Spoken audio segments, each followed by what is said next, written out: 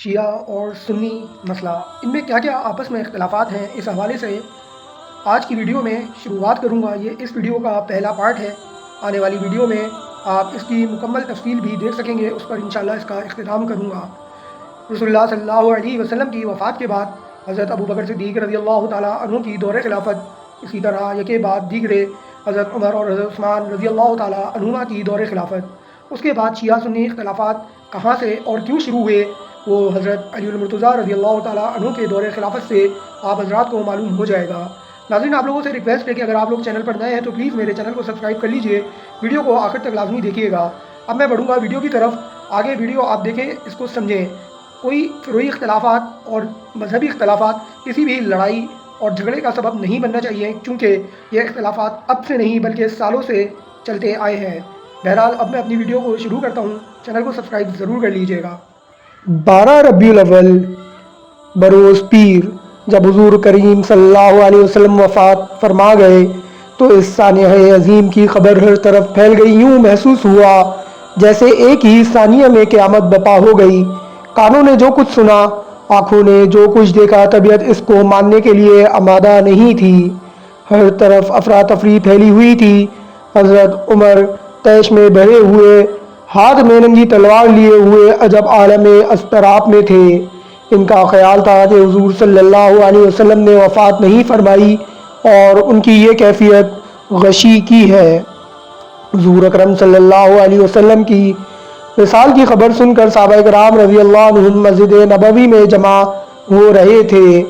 حضرت عمر رضی اللہ تعالیٰ عنہ حضرت مغیرہ رضی اللہ تعالیٰ عنہ کے ساتھ مسجد نبوی میں تشریف لائے اور اپنی گرجدار آواز میں پورے جلال کے ساتھ فرمایا کہ منافقین افواہ اڑا رہے ہیں کہ حضور علیہ نبینا علیہ الصلوۃ والسلام وفات پا گئے ہیں۔ آپ صلی اللہ علیہ وسلم نے وفات نہیں پائی، بلکہ آپ صلی اللہ علیہ وسلم حضرت موسیٰ علیہ السلام کی طرح اللہ تعالیٰ کی بارگاہ میں تشریف لے گئے ہیں۔ جس طرح وہ 40 روز تک غائب رہنے کے بعد واپس آ گئے تھے اور ان کی غیبت میں بنی اسرائیل میں افواہ پھیل گئی تھی کہ وہ انتقال کر چکے ہیں، اس طرح آپ صلی اللہ علیہ وسلم بھی واپس آ جائیں گے، اور جس نے بھی آپ صلی اللہ علیہ وسلم کی وفات کی خبر اڑائی ہے، آپ صلی اللہ علیہ وسلم اپنی واپسی پر اس سے قتال فرمائیں گے۔ ادھر جب حضرت ابوبکر صدیق رضی اللہ تعالیٰ عنہ کو وفات کی خبر پہنچی تو فوراً گھوڑے پر سوار ہو کر مقام سخت سے روانہ ہو گئے اور مسجد نبوی کے سامنے آ کر اترے۔ سیدھے حجرہ نبوی پر تشریف لائے اور اندر آنے کی اجازت مانگی۔ ازواج مطہرات رضی اللہ تعالیٰ عنہن اور دوسری کچھ عورتیں اندر زارو قطار رو رہی تھیں۔ حضرت ابوبکر صدیق رضی اللہ تعالیٰ عنہ حجرے میں تشریف فرما ہوئے تو عورتوں نے اپنی چادروں کو دوپٹے سے پردے کے لیے صلاۃ والسلام پڑھتے ہوئے حجرہ نبوی میں داخل ہوئے۔ انا للہ و انا الیہ راجعون پڑھا۔ حضور اکرم صلی اللہ علیہ وسلم کا جستے عطر یمن کی خددار سب چادر سے ڈھکا ہوا تھا۔ انہوں نے چادر کا ایک سرا پکڑ کر آپ صلی اللہ علیہ وسلم کے چہرہ انور سے چادر سرکائی، اپنے دونوں ہاتھوں سے چہرہ انور کی دونوں سمتوں کو نہایت احتیاط اور محبت سے پکڑ کر نہایت غور سے دیکھا۔ جبین مبارک پر بوسہ لیا اور روتے ہوئے فرمایا، یا رسول اللہ صلی اللہ علیہ وسلم، آپ کا جسم عطر زندگی میں بھی کسی درجہ عطر بیز رہا اور وفات کے بعد بھی ان خوشبوؤں میں کوئی کمی نہیں آئی۔ آپ صلی اللہ علیہ وسلم پر میرے ماں باپ قربان ہو، اللہ کی قسم اللہ تعالیٰ آپ کو موت کا ذائقہ 2 مرتبہ نہیں چکھائے گا۔ موت جو تقدیر میں لکھی ہوئی تھی آ چکی۔ آپ صلی اللہ علیہ وسلم زندگی اور موت دونوں حالتوں میں پاکیزہ رہے۔ نبوت جو کسی نبی کی وفات پر اب ختم نہیں ہوئی تھی، آپ صلی اللہ علیہ وسلم کی وفات پر ختم ہو گئی۔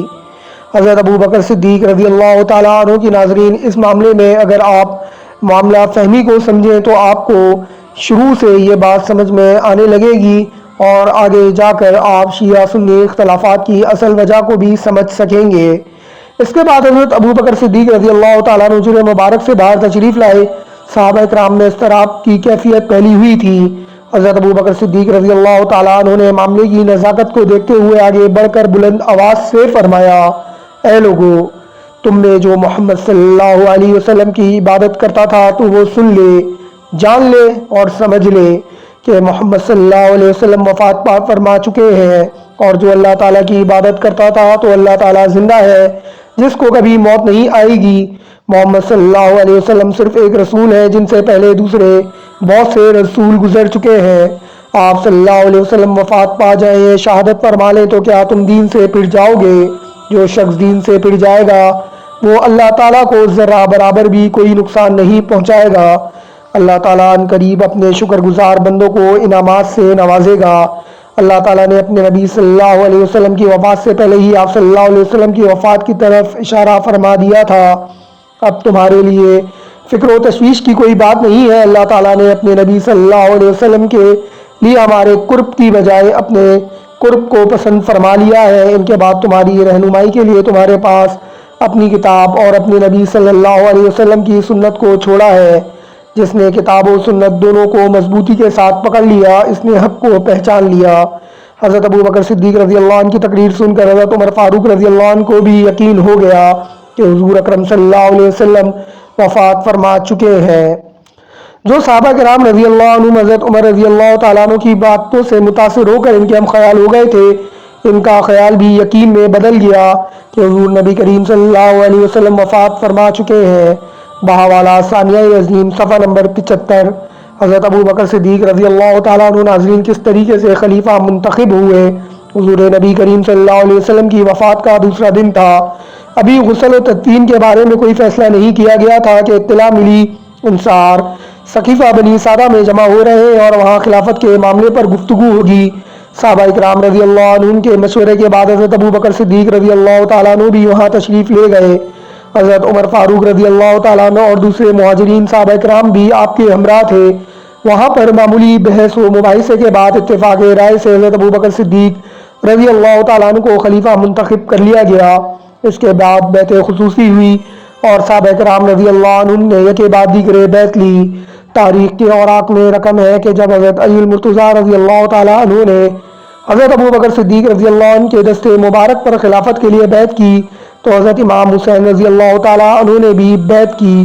اس وقت آپ کی عمر مبارک تقریباً 9 برس تھی۔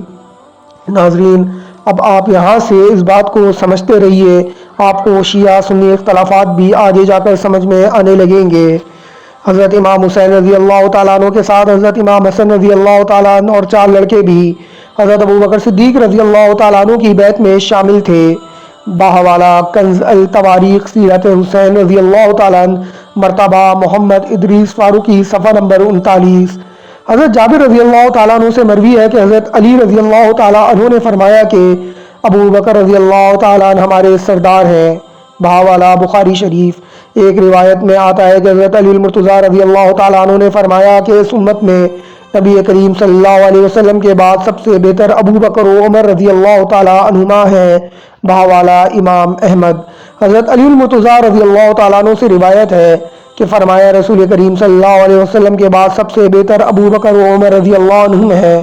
میری محبت اور ابو بکر و عمر رضی اللہ عنہم کا بغض کسی مومن کے دل میں جمع نہیں ہوگا۔ بہاوالا طبرانی اوسط۔ حضرت عبد الرحمن بن ابی لیلہ رضی اللہ عنہ سے روایت ہے کہ حضرت علی رضی اللہ عنہ نے فرمایا جو مجھے حضرت ابو بکر و عمر رضی اللہ عنہ سے افضل کہے گا تو میں اس کی مفتری کو سزا دوں گا۔ بہاوالا ابن عساکر۔ حاکم نے مستدرک اور ذہبی نے اپنی صحیح میں مرات الطیب کے حوالے سے لکھا ہے کہ ایک روز ابو سفیان بن حرب رضی اللہ تعالیٰ عنہ حضرت علی المرتضیٰ رضی اللہ تعالیٰ عنہ کے پاس آئے اور کہا کہ لوگوں کو کیا ہو گیا کہ انہوں نے قریش کے ایک معمولی آدمی یعنی صدیق اکبر رضی اللہ تعالیٰ عنہ سے بیعت کر لی۔ اگر آپ چاہتے ہیں تو آپ کو بڑی آسانی سے خلافت مل جاتی۔ حضرت علی المرتضیٰ رضی اللہ تعالیٰ عنہ نے فرمایا ابو سفیان تم اسلام اور مسلمانوں دونوں کے دشمن ہو، مجھے تو ابو بکر رضی اللہ عنہ کی خلافت میں کوئی خرابی نظر نہیں آتی کیونکہ وہ ہر طرح اس کے اہل تھے۔ بہاوالا تاریخ الخلفاء صفحہ نمبر 129۔ ناظرین، اس کے بعد 7 جمادی الاخر سن 13 ہجری بروز پیر حضرت ابو بکر صدیق رضی اللہ تعالیٰ عنہ نے غسل فرمایا۔ دن سرد تھا لہذا بخار چڑھ گیا اور طبیعت خراب ہو گئی۔ کئی دنوں تک بخار میں کوئی افاقہ نہ ہوا، بیماری کا غلبہ ہو گیا۔ بیماری کی حالت میں ہی اپنے بعد خلافت کے لیے نامزدگی کے بارے میں عشرائے مبشرہ صحابی حضرت عبد الرحمن بن عوف کو بلایا اور ان سے فرمایا کہ تمہاری عمر فاروق رضی اللہ عنہ کے بارے میں کیا رائے ہے؟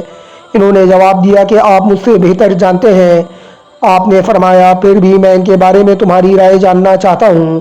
انہوں نے کہا کہ میرے خیال میں تو وہ اس سے بڑھ کر ہیں جتنا ان کے بارے میں آپ کا خیال ہے۔ اس کے بعد آنے پر حضرت عثمان رضی اللہ تعالیٰ عنہ کو بلوایا اور ان سے بھی یہی بات دریافت فرمائی۔ انہوں نے بھی یہی جواب دیا، آپ نے ان کے بارے میں مجھ سے زیادہ جانتے ہیں۔ حضرت ابو بکر صدیق نے فرمایا اللہ جانتا ہے، ہم لوگ میں ان کا مثل موجود نہیں۔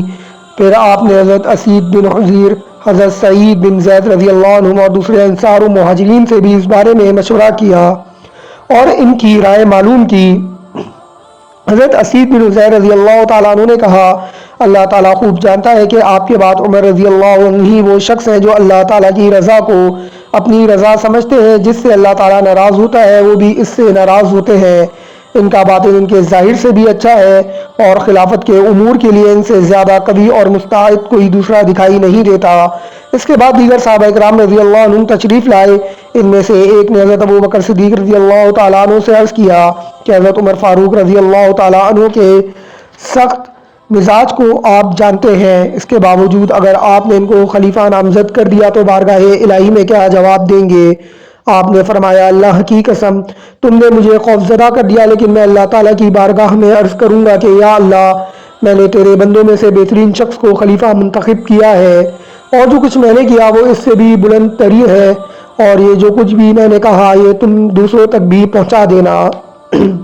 ناظرین اس کے بعد جب حضرت ابو بکر صدیق رضی اللہ عنہ صحابہ کرام رضی اللہ عنہ کی رائے معلوم کر رہے تھے تو اس وقت عثمان غنی رضی اللہ تعالیٰ عنہ بھی پاس موجود تھے۔ چنانچہ ان سے فرمایا کہ میرا وصیت نامہ لکھیے۔ اس پر وصیت نامہ تحریر کیا گیا جو اس طرح تھا، بسم اللہ الرحمن الرحیم۔ یہ وصیت نامہ ہے جو ابو بکر بن قحافہ نے اپنے آخری دور میں دنیا سے جاتے وقت اور دور آخرت کی ابتدا میں عالم بالا میں داخلے کے وقت تحریر کروایا ہے۔ یہ وہ وقت ہوتا ہے جب کافر بھی ایمان قبول کر لیتا ہے اور ایک جھوٹا بھی سچ بولتا ہے اور فاسق و فاجر بھی یقین کا نور حاصل کر لیتا ہے۔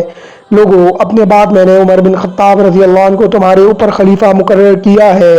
ان کے احکامات کو سننا اور ان کی تعمیل کرنا میں نے اپنی بھرپور کوشش کے ساتھ اللہ تعالیٰ اور اس کے رسول صلی اللہ علیہ وسلم اور دین اسلام اور اپنے نفس کی اور تمہاری خدمت کی ہے، اور جہاں تک ممکن تھا تمہاری بھلائی اور بہتری میں کوئی کسر اٹھا نہیں رکھی۔